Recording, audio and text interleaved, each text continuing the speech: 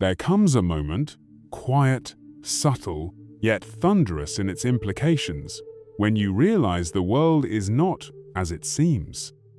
The sky may appear unchanged, the streets still echo with the familiar rhythm of modern life, but something underneath is different. It's as if reality itself is softening at the edges, making way for something ancient to reawaken. We are not merely living through change, we are living through a transfiguration. They called it many names across the ages: the shift, the great turning, the prophecy of light. For some, it was whispered as a warning. For others, it was sung as a promise. But now, it is no longer distant or theoretical. It is here. The pulse of the cosmos has quickened, and with it, the human spirit is undergoing a metamorphosis. Not merely a change in thought, but in the very architecture of consciousness. The old frameworks are cracking not because they failed, but because they fulfilled their purpose. Systems built on domination, separation, fear, are losing their grip, not with a scream, but with a sigh. And in the sacred silence that follows, a new frequency rises, subtle, sovereign, radiant. The new human is not a character in a myth, it is you, it is us. And this isn't evolution as we once imagined it, this is something deeper, a remembrance, a reconnection, a return to what was always dormant within. So the question is no longer if we are shifting, it's what we are becoming. And more importantly, why now? Why, in this moment of history, are so many feeling the call to awaken, to question, to shed the old skins of identity and limitation? Could it be that this is the cosmic shift we were warned about? If your soul has felt the tremble beneath the illusion, if you've sensed that time is thinning and something sacred is calling, then you already know you are not here by accident. And this message, this transmission, isn't just information, it is a mirror, a key, a remembering. If this resonates, if something in you stirs, ancient and alive, then like this video, leave a comment to mark your awakening and subscribe to walk this path with us. The next transmissions will go even deeper into the unseen. To understand the rise of the new human, we must first recognize what came before. For thousands of years, humanity lived beneath veils, layers of programming, illusion, and fragmentation. We built civilizations rooted in survival and competition, worshipped linear logic over intuitive knowing, and forgot that the soul speaks a different language altogether. But all of this forgetting was part of a larger cycle, one the ancients knew well. They charted it in star maps, etched it into temples, and encoded it in myths. This cycle was never about decline. It was about descent into density, into matter, into the great forgetting, so that, eventually, we would remember from within the darkness what we truly are. At the heart of this remembrance is a single truth. Consciousness is not local. It is not born from the brain or confined by biology. It is eternal, multidimensional, and fractal, woven into the very architecture of the cosmos. You are not a body that has a soul. You are a soul, choosing an experience in density, and that density is thinning. The walls between dimensions, once firm, now shimmer like mist. Dreams bleed into waking life. Time bends, collapses, accelerates, and as the earth herself shifts in vibration, so too do the bodies, minds, and spirits of those attuned to her pulse. The new human is not a mutation, it is a restoration of the divine design. The ancient blueprint encoded in our very DNA, the light codes the mystics spoke of, the 12 strands, the crystalline body are reawakening, not all at once, not for all at the same time, but unmistakably, irreversibly. This is not science fiction. It is epigenetics. It is cymatics. It is the quantum observer effect. Science is only now catching glimpses of what initiates have always known, that reality conforms to the state of the observer. And when the observer remembers their divine nature, reality bends in reverence. This is why many feel pulled between worlds. You may still walk among the old world systems, but inside, you've unplugged. You see through the matrix now, not with paranoia, but with power. You see the rituals of distraction for what they are, the artificial noise, the fear cycles, the constant stimulation. It no longer feeds you. Because the new human is nourished by resonance, not reaction, by presence, not programming. We are being asked to upgrade not only our minds, but our hearts. Empathy, intuition, coherence. These are not soft traits. They are the language of evolution. The heart is the first organ to form in the womb because it is the anchor of soul. And as we evolve, we are being recalibrated to lead from heart-centered awareness. The new human is not simply awakened. They are integrated, balancing the ancient feminine and sacred masculine within, harmonizing action with stillness, insight with embodiment. And so we come to a pivotal question. If the world as we know it is built on separation, what does it mean to rise in unity? What does it mean to no longer survive, but to resonate? If this message stirs something ancient in your soul, subscribe, because the next part of this series goes even deeper. To truly grasp what the rise of the new human means, we must turn to the language of symbol of myth, archetype, and ancient memory.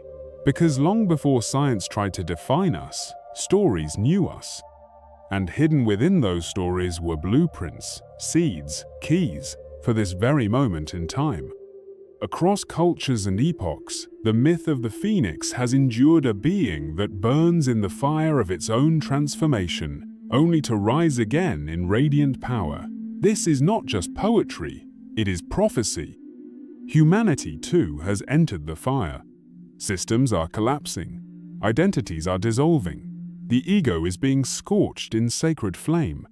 But what rises from that ash is not ruin, it is remembrance. The phoenix is the new human, and the fire is not meant to destroy us, but to refine us. Consider the serpent so often feared, yet revered in the mystery schools. The serpent sheds its skin to grow.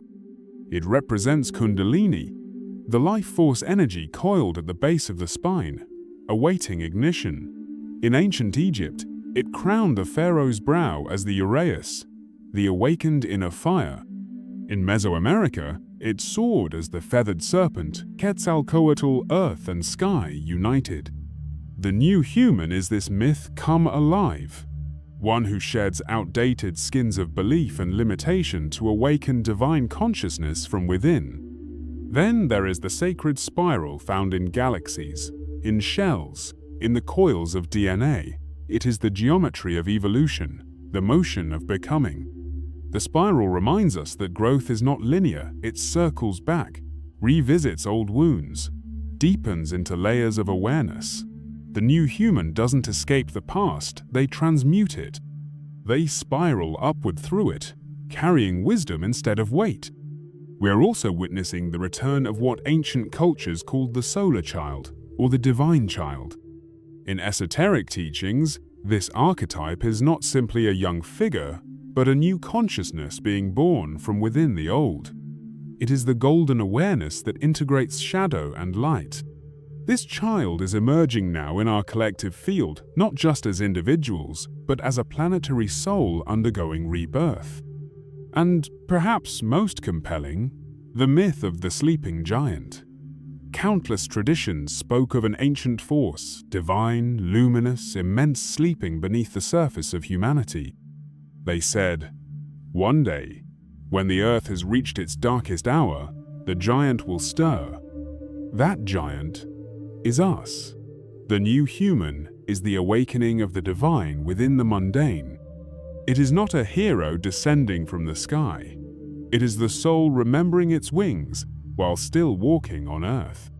These aren't just stories, they are encoded messages from our ancestors, our star families, our higher selves. They were left for us like cosmic breadcrumbs guiding us through the darkness, pointing toward the dawn. And now, we stand at the edge of that dawn. And we're not waiting for it to arrive. We are it. The sunrise is inside us. If this message stirs something ancient in your soul, subscribe, because what comes next reveals even more. Awakening sounds poetic until it becomes your daily life. Because here's the truth no one tells you. The rise of the new human doesn't only happen in meditation, under starlight, or through transcendent visions. It unfolds in traffic, in conversations, in the raw, unglamorous honesty of confronting your own reflection.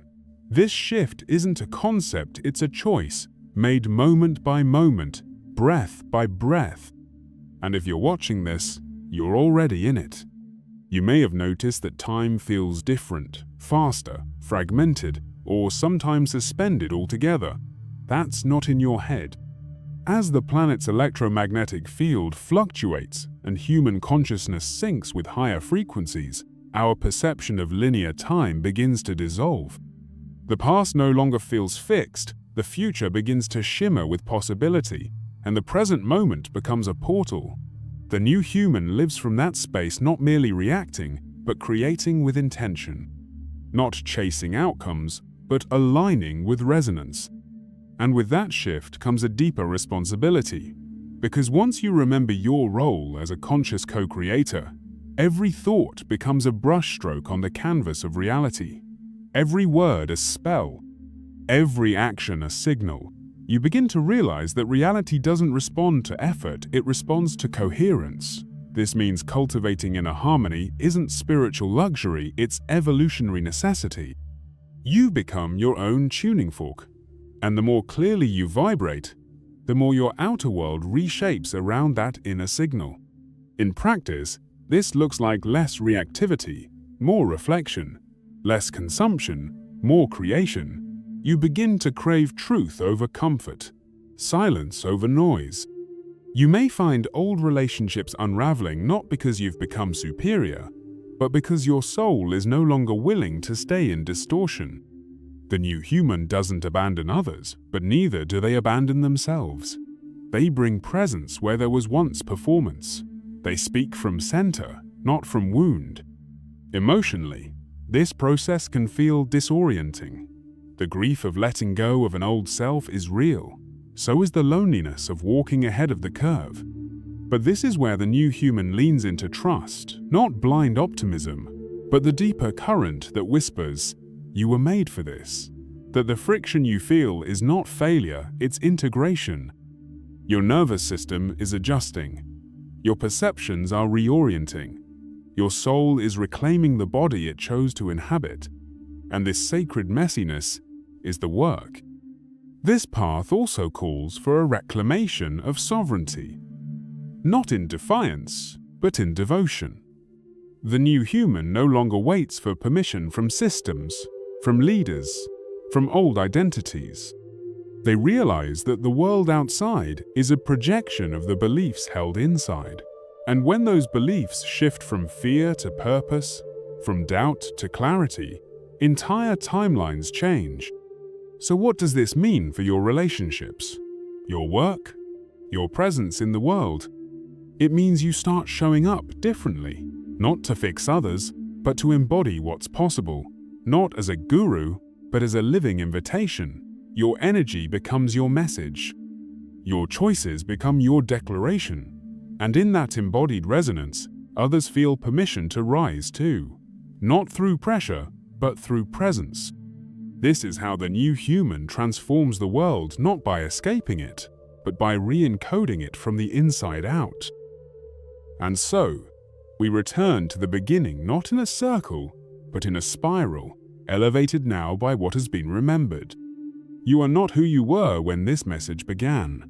Something within you, perhaps quiet, perhaps thunderous, has shifted.